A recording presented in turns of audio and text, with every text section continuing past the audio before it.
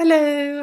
I'm very excited today because I can finally talk about Helsinki and my trip there. I came back last week, so it's relatively fresh. May God bless me and my family. Yeah, yeah, yeah. Aye. Nobody fi be somebody. Somebody fi be nobody. Never look down or no. Aye. Nobody fi be somebody. Somebody fi be nobody. Never look down or nobody. Me I make us on the low.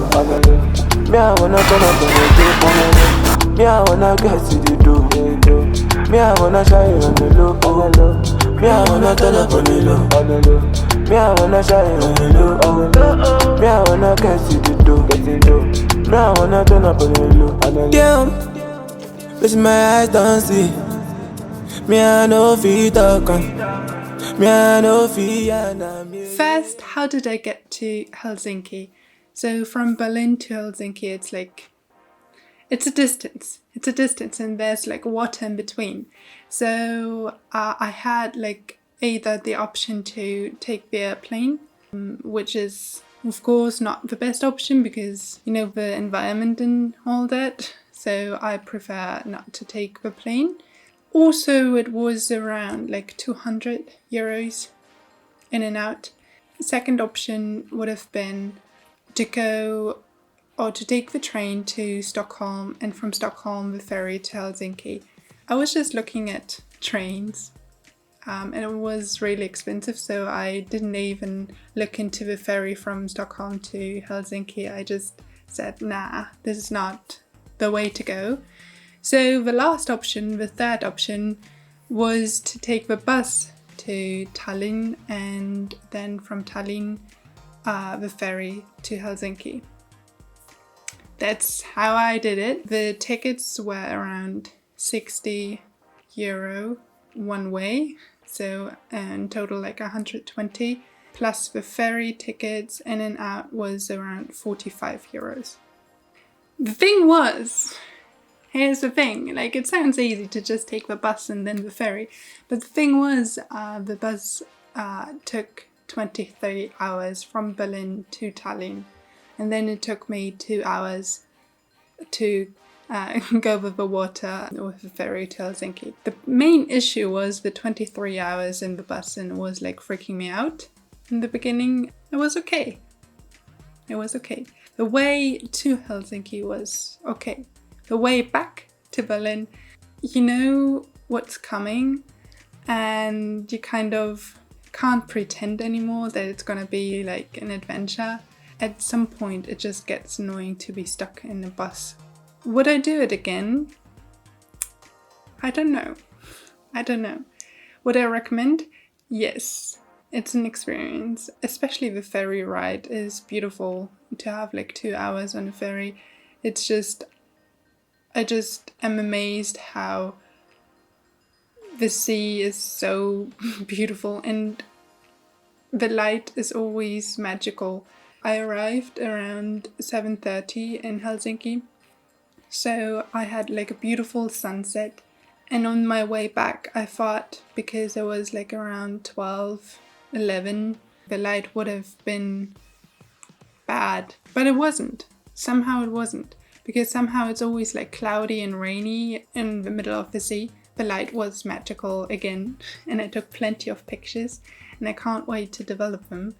A few things I could recommend to have on the bus ride.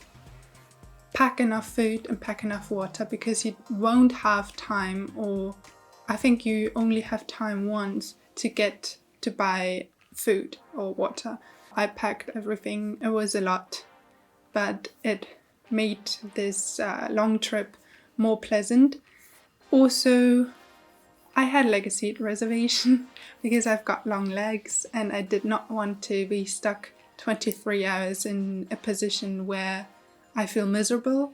So I booked my favorite seat where you have no one in front of you, and so you can stretch out your legs as you want. That was a good decision. And on my way coming, most of the times I did not have like someone next to me.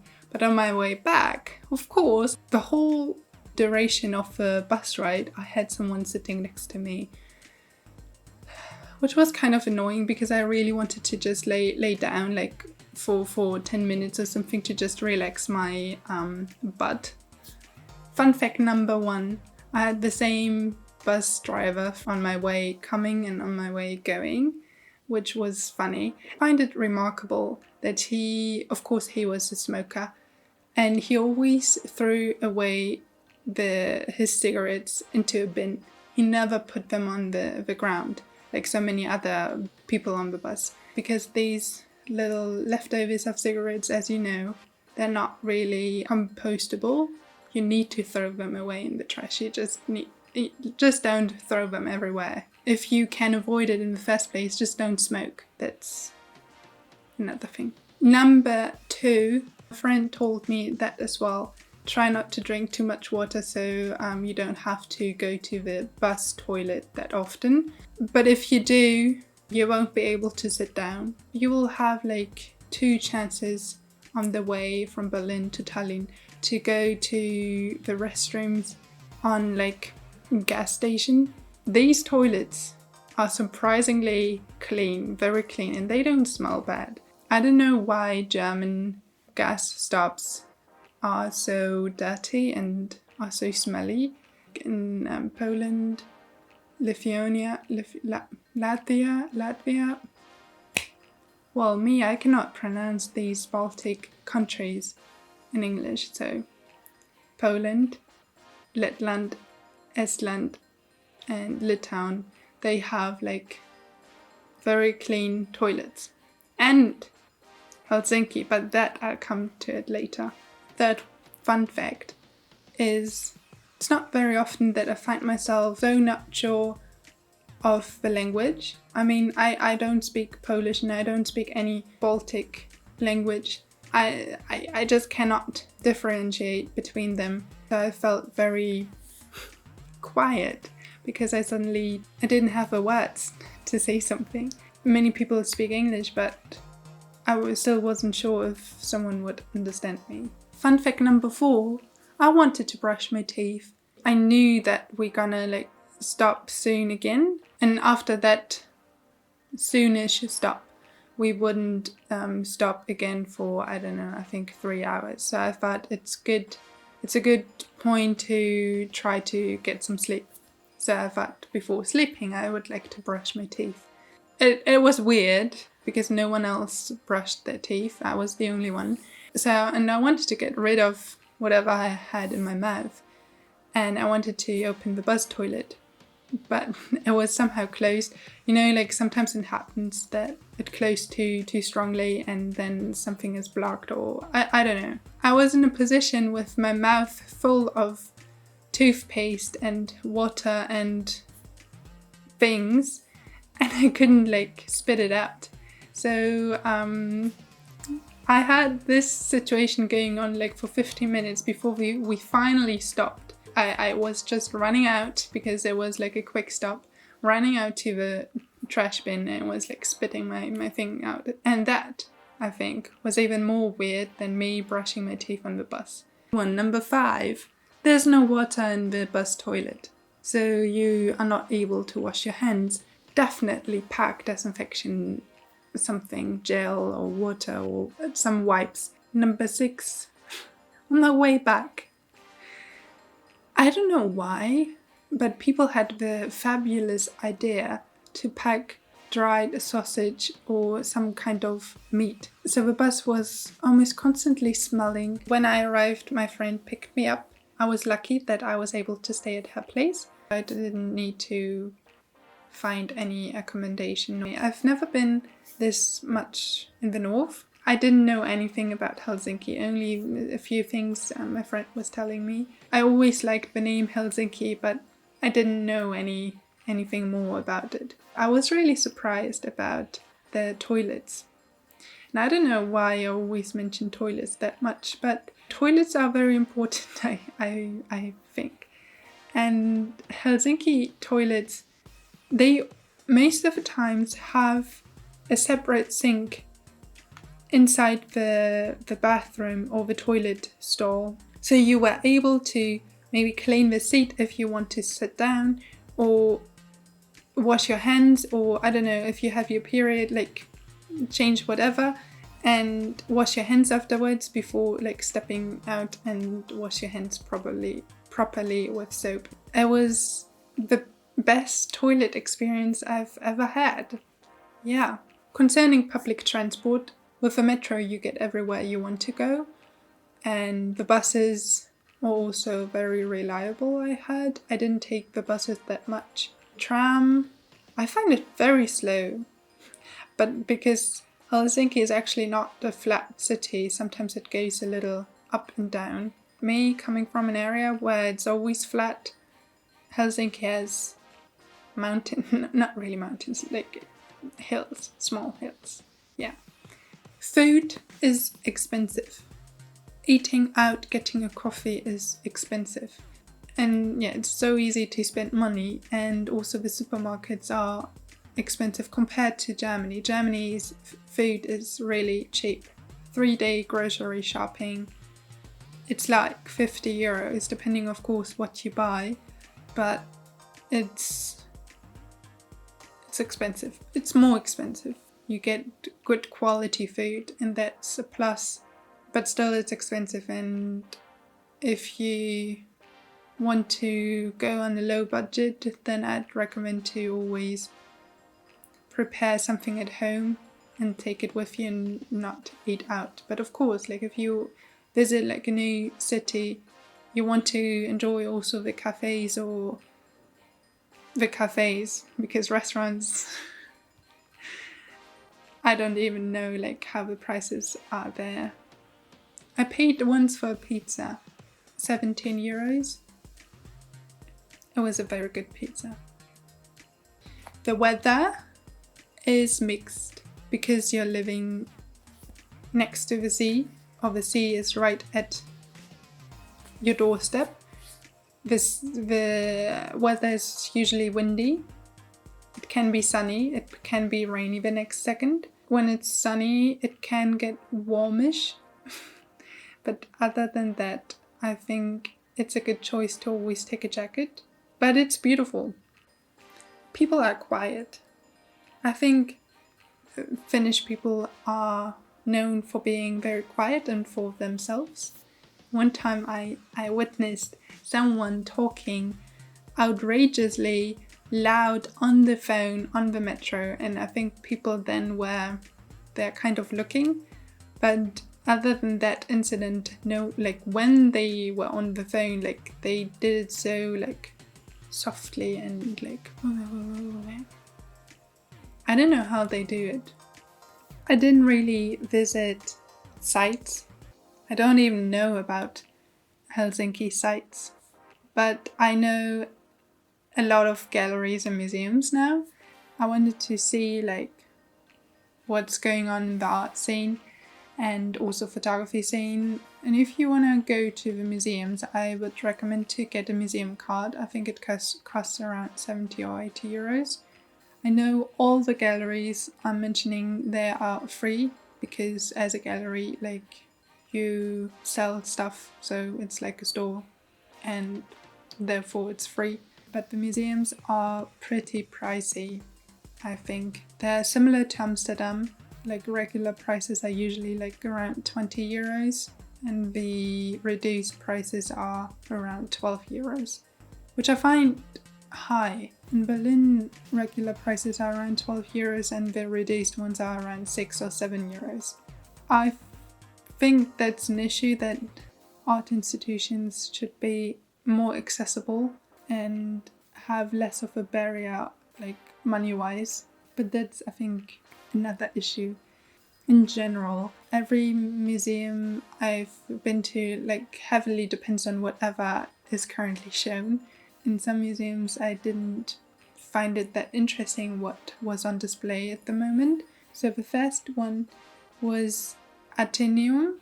They had the Finnish painter and photographer Hugo Simberg.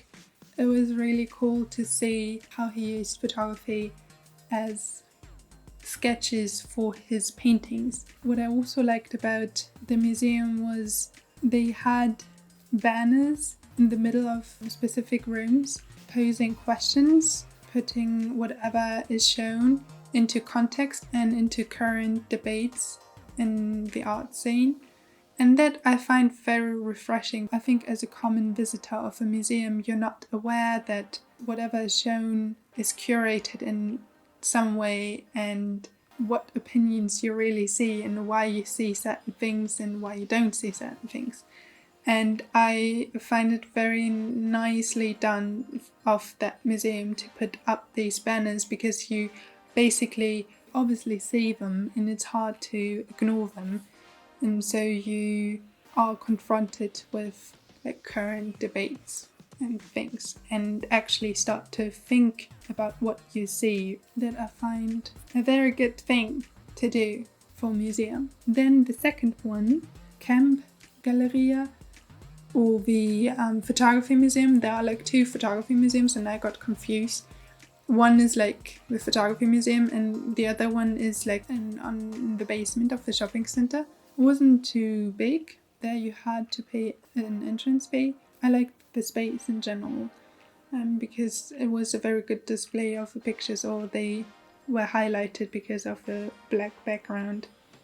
And it was a good atmosphere going through the space. And also the text I was reading read very well. Of course, that depends really on like whoever is writing the text. But I feel like in general there is like a style of writing like which is attached to the institution you go to. The next one is the Hippolyte Galleria.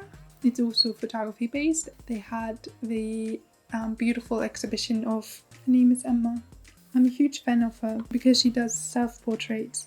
Her exhibition is over now, but the title of the exhibition was 2 Ways to Carry a Cauliflower. I don't know how to pronounce that one. It was a small exhibition, but I liked the space. After I visited Hippolyte, I went back with the metro and I saw her. I saw Emma.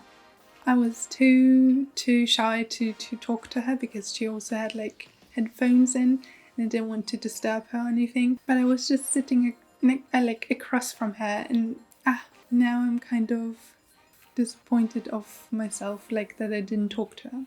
One gallery I really liked was also Galerie Arma Oi. It was photography but also multimedia and more experimental, I'd say. I had a very nice talk with, I think she was the owner of the gallery, but I'm not sure. I had a nice talk with her and talked about the different galleries I wanted to go to, and she said they're very different from each other because some of them are more commercialized, some of them are funded by certain people or like the government, and some of them are private and focused more on something particular, which is not necessarily trendy at the moment, but it shows like a certain taste in art. It made me aware to look more closely to what is displayed and who's sitting in the gallery space, and maybe also what this gallery is aiming to do. Like if the gallery is aiming to sell or to have like rich people coming in. One I also liked was Galerie Heino. They had also a nice space.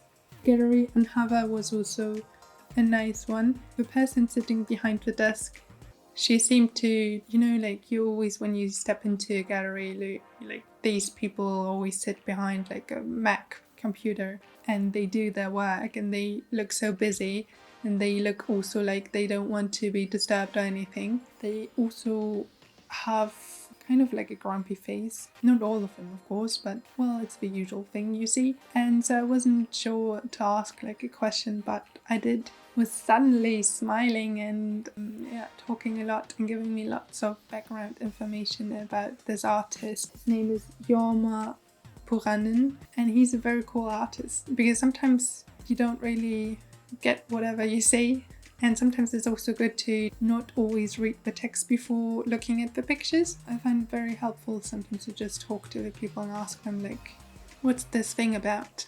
Galerie Forsblom was contemporary art and painting. The space was really beautiful, like high ceilings and nice floor. The people working there, they were kind of not really into welcoming guests, I think. So it felt like you're stepping into a place where you're not really supposed to go. At the same time, they want you there. The other contemporary Helsinki or something like that, I didn't like the paintings. I didn't like the attitude of a guy working there. I liked the floor, which was reflecting. I find it interesting. Didn't like it. It was pretty cold. Like cold atmosphere. Kiasma, which has a fancy building, and I think they also have a library on top, but it was closed because they were installing an exhibition there. They have also a theatre, Danica. Now we watched the dance performance. It was fun. I liked it. It was very welcoming. Amos Rex. It was unfortunately closed. And next time I definitely want to go and see what's in there, because I think it's like an underground museum. The Design Museum. It's nice too, and it was surprising because they had like beautiful carpets floating around or hanging around. I'm not really into carpet or weaving art, but I was really captivated. It's fun sometimes to step out of the things I usually see, like paintings, contemporary art and photography, to see something new and to see a new way how to express yourself in art. I went to Emma, the Espoo Museum of Modern Art. The thing about Emma was it somehow seemed empty. Some exhibitions, they work with the empty space or they need the empty space to point out something. But there it felt like the empty spaces were not really there for a reason. For me, it felt cluttered. I think they can do much more with this space. Like I came in and I didn't know like where to go. And usually in museums, exhibitions, you are guided subconsciously through the exhibition, and if you do not notice that you were guided, I think it's a good exhibition, well curated. If you feel lost or if you have difficulties, then I think it's not well curated. Tidy Halli. Halli means hall, and tidy art. So art hall. It was a cute building, not an extremely big exhibition. It was not too overwhelming. And then HAM, Helsinki Helsinki Art Museum. It has like a big seagull, like a head of a seagull on top of the entrance. It smells like popcorn in there because there's also a cinema, Tidy Halli, and the Helsinki Art Museum. They're pretty close. In general, like all the galleries I mentioned are basically just 5 to 10 minutes apart. So it's easy to just do them all in one day. Although you probably might be exhausted, because I certainly was after going to 6 or 7 galleries. All the other museums are pretty close to Atenum, the Kiasma. They are 5 minutes apart. They're also close to the library. So it's nice to do these 2 museums and then later go to the library. I usually did 2 museums a day, but also just 1 sometimes. Museum of Photography, I forgot that one. I was really disappointed about this one. If you want to learn about the history of photography, then it's brilliant. Not too overwhelming exhibition on the basement. You get a good idea of the history. But since I know the history of photography, it wasn't really new to me. There's also one room for a not so well established artist. It's a nice idea, but I think it was badly curated. Sometimes one picture can make a good picture look really bad. I would have curated it differently. I would have selected and printed the pictures differently. On the top floor there's the main exhibition. One was about a Finnish photographer from 19 something. And usually you always see male positions, and it was interesting to learn about a female perspective, but unfortunately it was very small. I would have expected it to be bigger, but the space was shared with another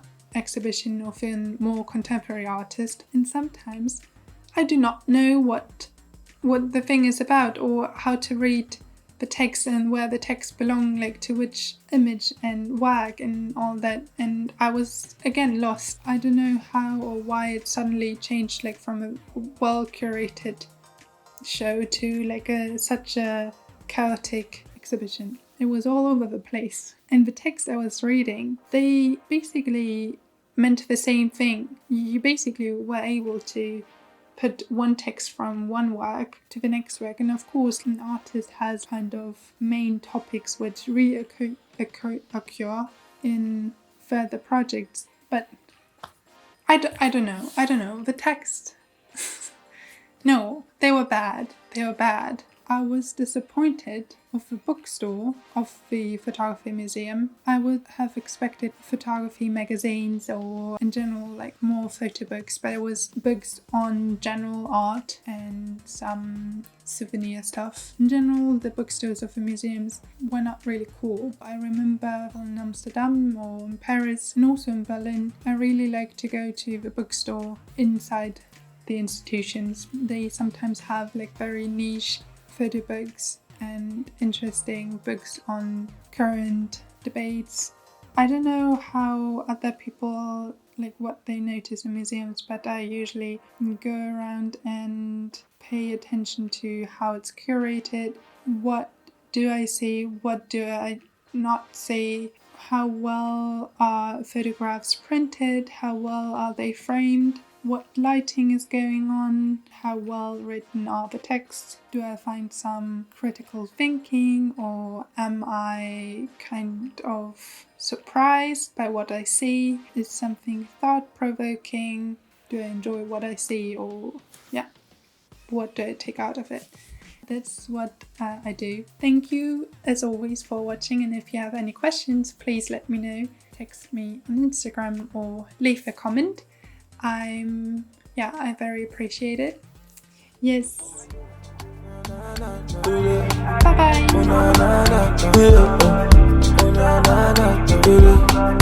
Christian Sound.